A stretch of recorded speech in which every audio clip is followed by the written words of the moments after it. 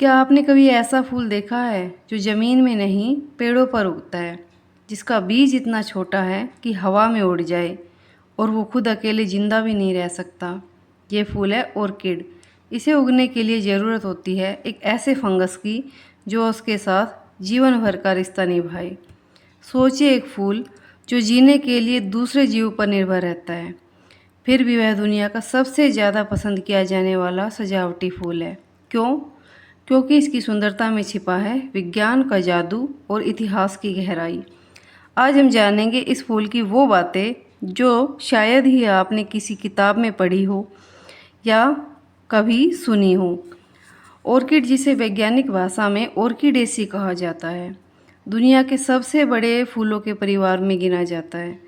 इस परिवार में करीब 25,000 प्राकृतिक प्रजातियां और 1 लाख से ज़्यादा संकर किस्में पाई जाती है। ऑर्किड का हर फूल एक कला का नमूना होता है।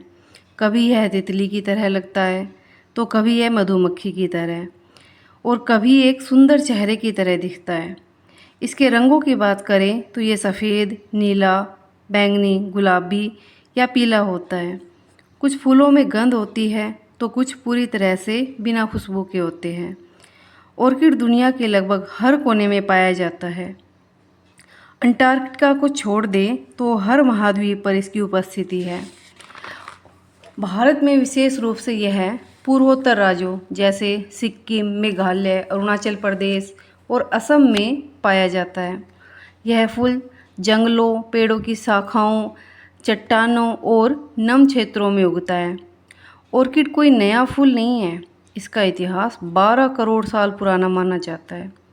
एक वैज्ञानिक खोज में ऑर्किड का पराग एक मधुमक्खी के जीवाश्म में पाया गया, जिसकी उम्र करीब 15 से 20 मिलियन वर्ष थी।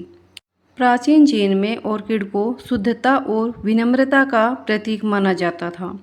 दार्शनिक कन्फ्यूशियस ने कहा था कि ऑर्किड वही है जो एक सज्जन व्यक्ति समाज में होता है। भारत में खासकर हिमालयी क्षेत्रों में इसके कुछ जंगली रूपों का उपयोग आयुर्वेदिक औषधियों में होता है।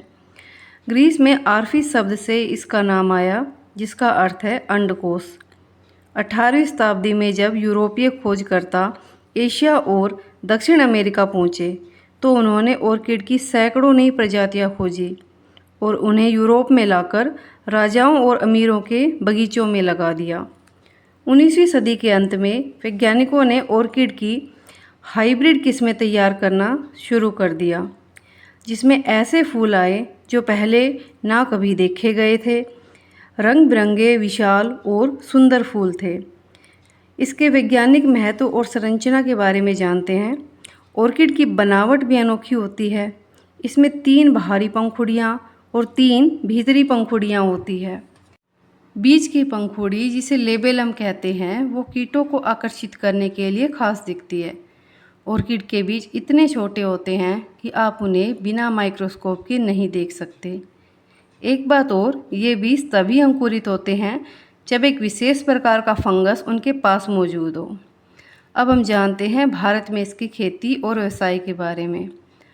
आज के समय में भारत के कई किसान ऑर्किड की व्यावसायिक खेती कर रहे हैं, जैसे असम, सिक्किम, अरुणाचल प्रदेश और दार्जिलिंग में।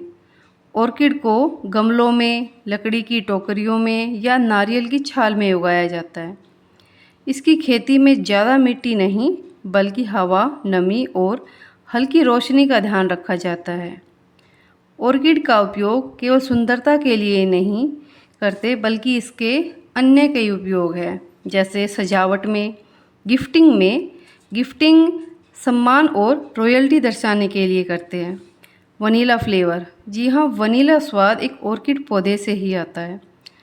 आयुर्वेद और पारंपरिक चीनी चिकित्सा में इसका उपयोग औषधि के रूप में करते हैं। अब हम जानते हैं इसके कुछ रोचक तथ्यों के बारे में। एक ऑर्किड फूल 8 हफ्तों तक ताज़ा रह सकता है।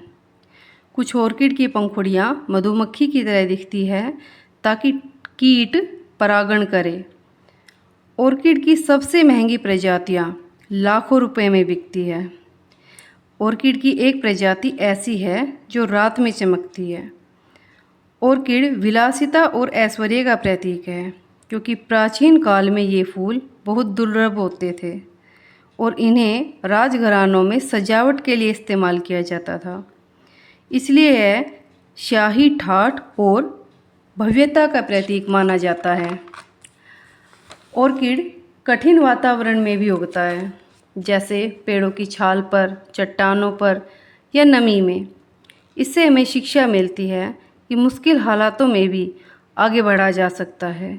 साथ में ये हमें सिखाता है कि अपनी अलग पहचान बनाना गर्व की बात होती है, ना कि दूसरों की नकल करना।